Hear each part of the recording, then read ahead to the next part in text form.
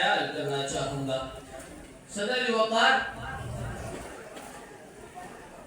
مدارس کا آغاز اس دن سے ہوا تھا جس دن رب کائنات نے وعلم آدم الاسماء کلھا کہہ کر سب سے پہلا مدرسہ عرش معلی پر قائم کیا. پھر انسان زمین پر آیا، یوں مدرسہ زمین پر آیا. وقت گزرتا گیا، درس و تدریس قائم رہی، حتیٰ کہ وادی مکہ میں کسر نبوت کی تکمیل کا وقت آ پہنچا. مدرسہ عروج پر پہنچ گیا. سردار کے کائنات کو پہلا سبق غار حرا میں پڑھایا گیا. اب باہر تشریف لائے تو انما بعثت معلما کا اعلان عام فرما دیا.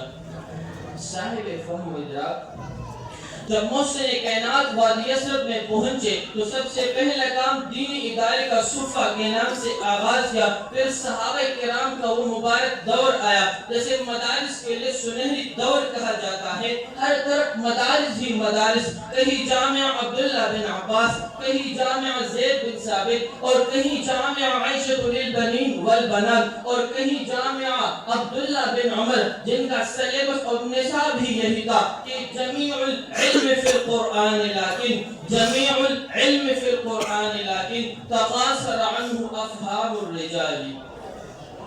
سامعین ذی وقار، تاریخ کے سنہری ادوار اس بات کے شاہد ہے کہ مدارس نے ہمیشہ ایسے سماجی، سیاسی، معاشی اور دفاعی ماہرین تیار کیے، ایسے قاضی اور حکمران تیار کیے، ایسے طبیب اور جرنیل تیار کیے، ایسے ورکر اور کارکن تیار ہوئے کہ چشم پلک میں جو ان سے پہلے بہتر سائنسدان دیکھے تھے، نہ طبیب اور حکمران دیکھے تھے، نہ مزدور اور تاجر دیکھے تھے، کہ جن کے ثقافت کے سامنے دنیا کی تمام ثقافتیں دم توڑ گئی. انہی مدارس کے علماء اور فضلات جب احد کے میدان میں گئے تو اپنی انفرادیت دکھائی، جب سیاست کے میدان میں گئے تو اپنی امتیازیت کے جھنڈے گاڑ دیے، جب سماجی خدمات کے میدان میں گئے تو انہی مدرسے کے عالم اور فاضل مفتی فضل غفور نے تباشر تعبونی کو دوبارہ نئے ولولے اور جذبے سے تعمیر کیا. عین حق ہے کہ تجھے اے مدارس دینیہ علم کا دریا کہہ دوں. عین حق ہے کہ تجھے اے مدارس دینیہ علم کا دریا کہہ دوں. ہاں یہ بھی سچ ہے کہ تجھے گلشن تقویٰ کہہ دوں.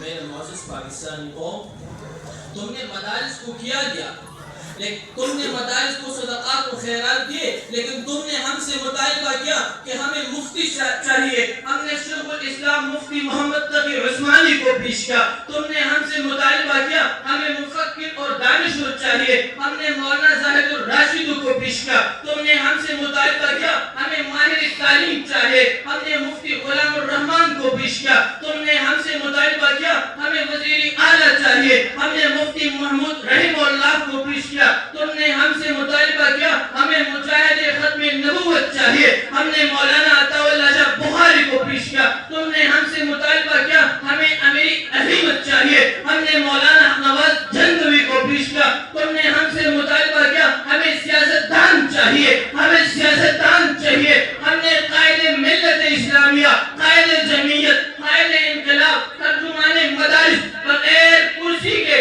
کرسیوں پر راج کرنے والا حضرت مولانا فضل الرحمان پیش کیا. نعرہ تکبیر! الحمدللہ! جنتل جمعیت علماء اسلام کارکنان رہی، باقر تلا ثابت ہے کہ جنتل جمعیت کارکنان موجود تھی. نعرہ تکبیر! حاکم ملت اسلامیہ حضرت مولانا فضل الرحمان.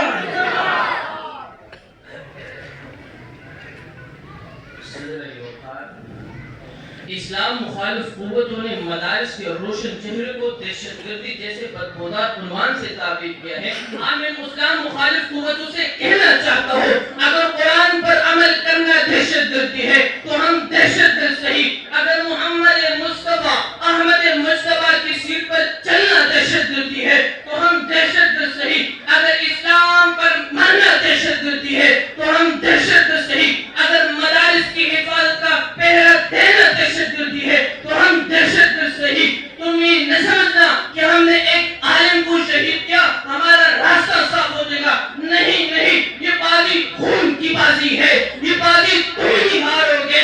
گھر گھر سے عالم نکلے گا، تم کتنے عالم مارو گے.